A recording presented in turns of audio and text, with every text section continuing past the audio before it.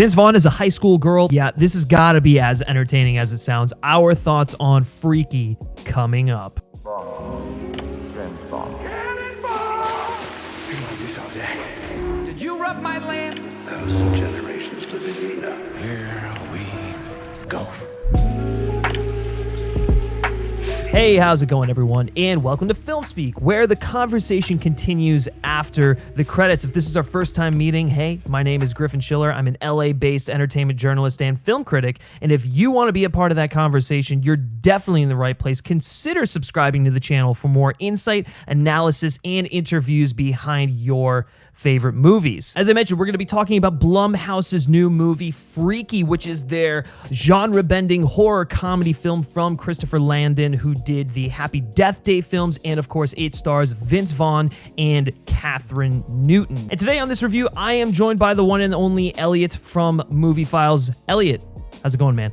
What's up, man? Hey, we're talking about a Friday the 13th horror slasher suspenseful thriller by Christopher Landon, man. I'm excited to be here today, man. So the plot of Freaky is a mystical ancient dagger causes a notorious serial killer to magically switch bodies with a 17-year-old girl. Now, Elliott, I have to ask you, it's a very interesting premise. Obviously, we've seen the trailers. We see Vince Vaughn going all in on the body swap thing, and we see Kathryn Newton playing a Vince Vaughn as herself. Did the potential of what this film could be live up to what we actually got?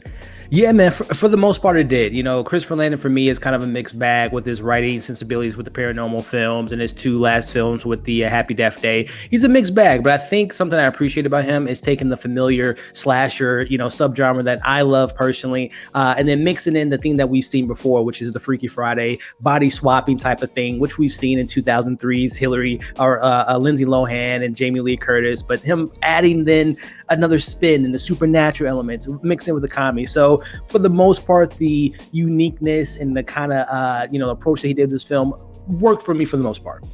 Yeah, that's the one thing I will say about Christopher Landon. Having done the two Happy Death Day films and then going into this one, first of all, if you enjoyed those first two Happy Death Day films, you are definitely going to have a fun time with this. He's just really, really good at blending different genres. Yeah. Obviously, in the first Happy Death Day, it was like the Groundhog Day formula with a slasher. In the follow-up, it's sort of like the Back to the Future thing with a slasher. And then here, continuing the sort of slasher trend, he blends, like you said, Freaky Friday with Friday the 13th or any of those iconic 80s slashers, and he does it really, really well. I think that, while sometimes the comedy doesn't always land, it's a little cliche or a little just cringy at times, I do feel for the most part he is able to strike that balance of pretty consistent comedy with actually genuinely horrifying kills. And the first thing I want to go into is the opening of this movie, which is by far probably my favorite part of the entire film. It is just, the kills are gnarly. You feel like you're watching a hardcore Friday the 13th or just any of those slasher movies, but they go even further than what those films do at times. And I was really taken back because I had no idea that he was going to go this far with some of those kills. Yeah, I'm right there with you, man. It was definitely a homage paying to the 80s that we just mentioned slasher films, whether it be a little Michael Myers head tilt or the brutality of a Jason or the scream-like approach of a serial killer running around the house. That opening sequence, man, really kind of got me excited. Yeah.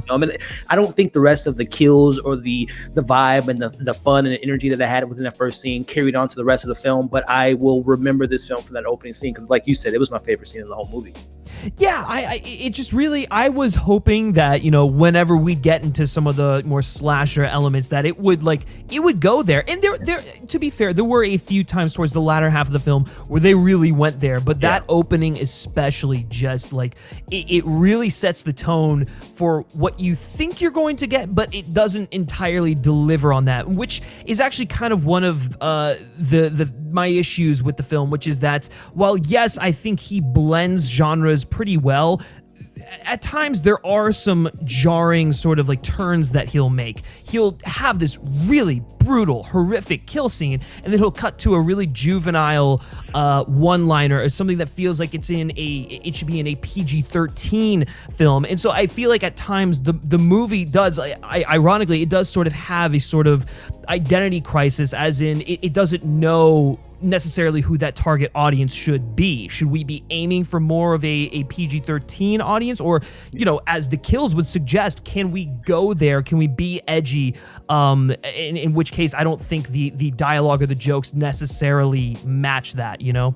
Yeah, the vulgar nature of the rated R-ness does come with the kills, comes with some of the language that we get from the high school students. But then, you know, he throws in these subplots that really don't add up to much for me personally. It felt like we were so heightened with like you just mentioned, we have a brutal, awesome kill, and then we would go into the subplot about, you know, Millie's mom being an alcoholic and, you know, a father not being in the picture, or, you know, we have these bullies at school that are picking on Millie, and it seems like the subplots just didn't, the drink was there, but then, you know, we had some stuff at the bottom, just didn't taste that well. The aftertaste of some of those scenes with the subplots just didn't work for me. But again, I think the highlighting of the murders, the kills, and some two good performances, what I think from, you know, what we get with Millie as well as Vince Vaughn, as this body swapping, seeing them playing each other's characters was a lot of fun.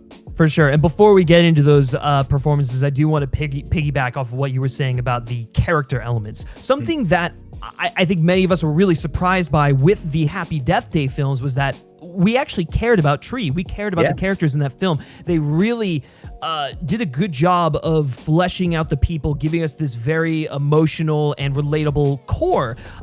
Something that, you know, no one expected when we saw those trailers. When we get to Freaky, while the message is obvious, it's just, you know, more about, oh, you know, power doesn't come from a, you know, physical being, it comes from within and all that, and sort of just, you know, being comfortable and being confident and whatever. It's very surface level there, and they try and you know, incorporate, you know, Millie's arc in there, you know, the fact that she lost her father and whatever. And there's like, you know, each character sort of has a sob story, but they don't really take the time to develop that, explain it. You know, they just sort of put it on the back burner as like, okay, these characters have very minimal development, very minimal motivation, and we're not going to really touch that until we get to the end. And then it's like, oh shit, we've had our fun, we've done all the kills, now we have to kind of play catch up and just tack on this really bizarre ending that didn't work for me in the slightest. It felt like an afterthought, and it was almost like, okay, so we kind of wrapped up our messaging here, but it didn't quite work, so we're going to give you this extra scene that, like you had told me before we started filming, felt like a reshoot, and we're just going to, you know, end it there. And yeah, the whole, you know, there were some nice moments, and I appreciate the attempt, but I would have appreciated it more had they actually cared about, you know, developing these people. I think this is a good kind of segue into the characters, because while I wasn't expecting much from Vince Vaughn in the way of development, he really is just a blank slate when we first meet him, right? He's just, you know, ruthless killer, very imposing, the guy that we know from Brawl in Cell Block 99. That's the Vince Vaughn that we're getting here.